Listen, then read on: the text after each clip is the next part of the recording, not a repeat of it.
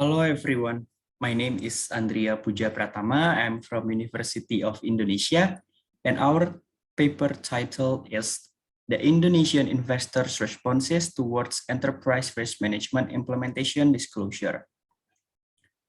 The objective of this paper is to obtain empirical evidence of the effect of enterprise risk management disclosure on company profitability and company value.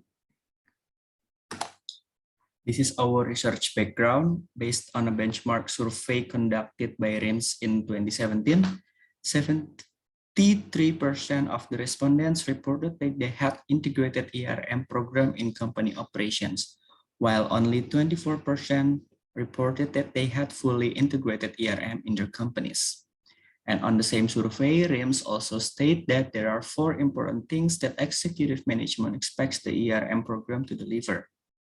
The one most important and we use as a background of this research is ERM has an evaluation material for investors and stakeholders. Our research problem is we know that the purpose in implementing an enterprise risk management is to deliver a signal to an investors that the company has made the necessary efforts to manage risk. But on the other hand, the implementation of ERM will certainly incur costs, which will eventually lessen the value for investors. So we think it is necessary to analyze how investors will respond to the ERM disclosed by the company, whether it is responded negatively or positively. So here is our research objectives. The first is to find out whether the disclosure of ERM implementation affects the company's profitability. We measure by return on asset. The second is to find out whether the disclosure of ERM implementation affects the company's value as measured by Tobin-Skew ratio. And the third is to find out whether the ROA explains how the relationship between disclosure of ERM implementation and Tobin-Skew ratio. Here is our following related literatures. The first is about a signaling theory. One of the signals given by the company in implementing good corporate governance is the disclosure of its enterprise risk management system. It was said by Meissara and Lucianda on previous study in 2011. And the second literature is about a relation stewardship theory that says an effective implementation of ERM in the company will assist management in achieving company goals, such as creating values. And the third literature is about the enterprise risk management itself.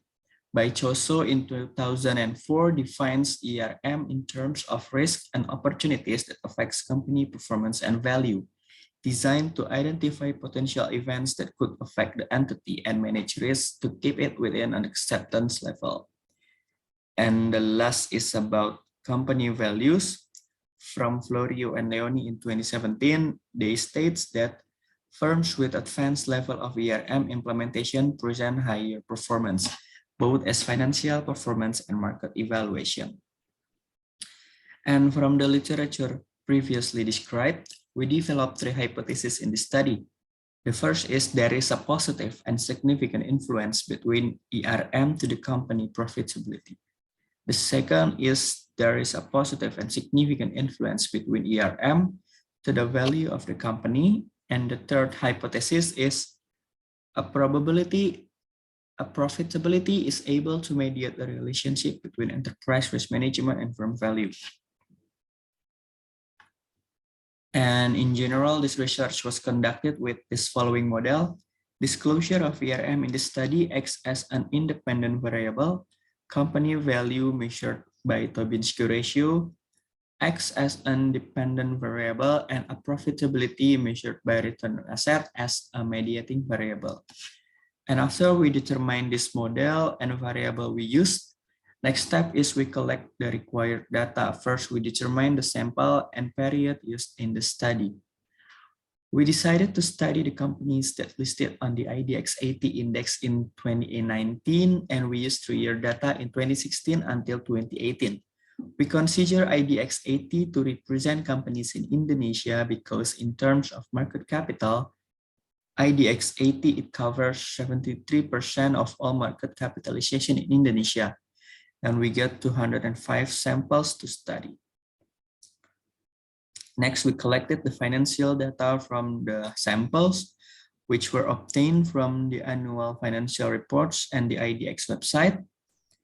And the disclosure of ERM used in the study comes from the company's annual report, which is taken using the content analysis approach by calculating the number of ERM items disclosed.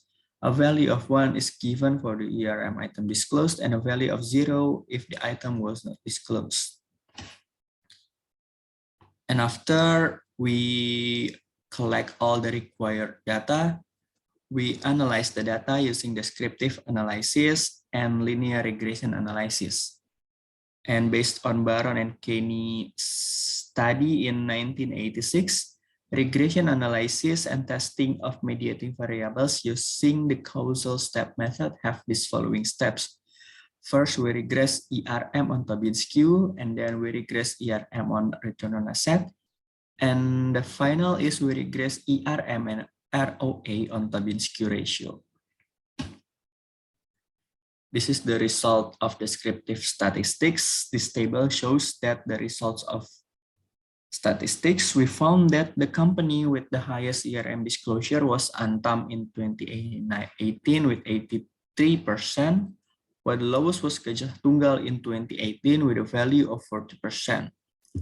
And the company with the highest return on asset was LPPF in 2016 with 41%, while the lowest was Excel in 2018 with a value of -5%, which means that Excel suffered a loss in that year. And the company that had the highest Tobin skew ratio was Unilever in 2017 with 20, while the lowest was ADI in 2018 with a value of 0.01. The next analysis was carried out on ERM disclosures. From the results of the study, it was found that no company disclosed all the items that had been determined in the ERM disclosure. And here is our regression analysis result. The first is we regress ERM on Tobin skew ratio. It was found that ERM has a negative and significant effect on Tobin skew ratio. This result was relevant with Arifa in 2018. And from this result, we can conclude that the more ERM items that are disclosed by company will give negative signals to investors that the company is more vulnerable and more exposed to risk and higher the probability of the company to suffer from the risk. And the risks disclosed by the company are not supported by complete information regarding the mitigation or response to this risk. The second regression, we regress ERM on return on asset, and we found that ERM has a negative and non-significant effect on ROA. We think it's because the more comprehensive the company implements an ERM system, in practice, it will require a greater cost. So the value of ERM and ROA is inversely proportional. However, this cannot be proven because the analysis results show insignificance. On the next regression, we found that ERM has a negative and significant effect on Tobin skew, while return on asset has a positive and significant effects on Tobin skew. This result relevant with Murhadi in 2008, which if the company has a high level of profitability, it means that the company has good financial performance, so that investors capture the high level of profitability as a positive signal. The next is a mediating variable test, and on this test, we can conclude that the ROA does not mediate the relationship between ERM and Tobin skew, which means that the independent variable enterprise risk management is able to directly influence the dependent variable Tobin skew without involving the mediator variable. Here is our conclusion for this study. The conclusion, the first is, although there is no evidence that the implementation of ERM has a negative effect on company profitability, investors have responded negatively to its implementation. The second conclusion is the significant negative effect from implementation of ERM on firm value shows that the information provided in the company's annual report regarding risk management failed to be responded to as a positive signal by investors. The third conclusion is there is no significant influence on the implementation of ERM on company profitability, while ERM is able to directly influence firm value without requiring a mediator of company profits. At last, this research also has limitations that can be improved for further study about ERM disclosures. The first is this research is limited to the analysis of ERM disclosures based on the framework proposed by CHOSO. So it is expected that the following research concerning on the disclosure of ERM can use the framework proposed from ISO or other sources. And the second is the relatively short observation period in the study shows the negative effect of ERM on firm value, so that further research can increase the number of observation periods to see the effect of ERM on firm value in a longer period of time. The next is our references that we use and we study in making this paper. And last, we kindly appreciate your comments to improve our study. You can directly contact me at andreapuja@gmail.com. Thank you.